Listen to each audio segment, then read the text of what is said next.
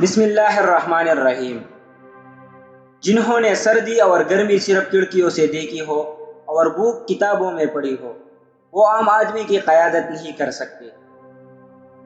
اس راستے پر چلو جو تم صحیح سمجھتے ہو، چاہے تمہیں اکیلے ہی کیوں نہ چلنا پڑے۔ کسی سے بدلہ لینے کے لیے اسے جان سے مارنے کی ضرورت نہیں ہے۔ اس کی امید کو ختم کر دے، وہ خود بخود مرتا رہے گا۔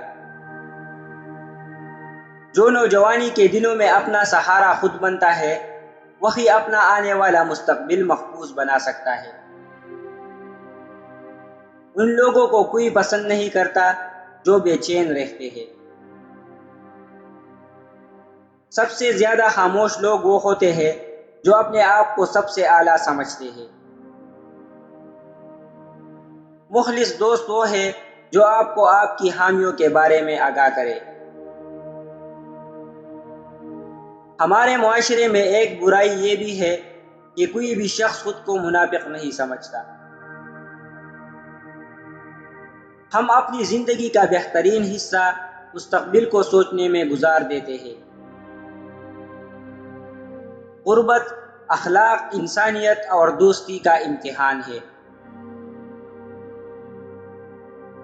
غرور تمام برائیوں کی جڑ ہے۔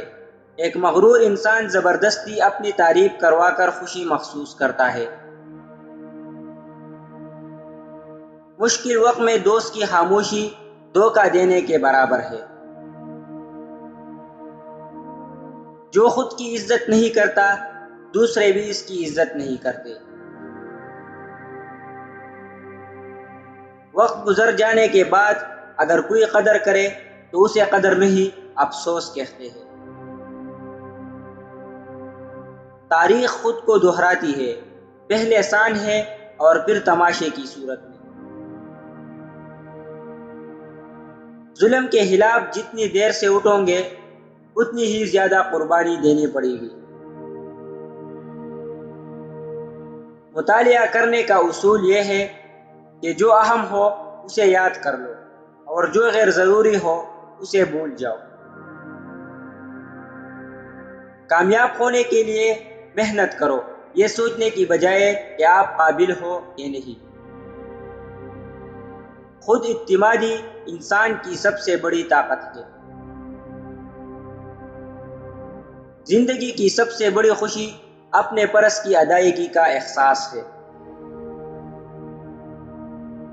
ایک عظیم دماغ وہ ہے جو بولنا اور آگے بڑھنا جانتا ہے۔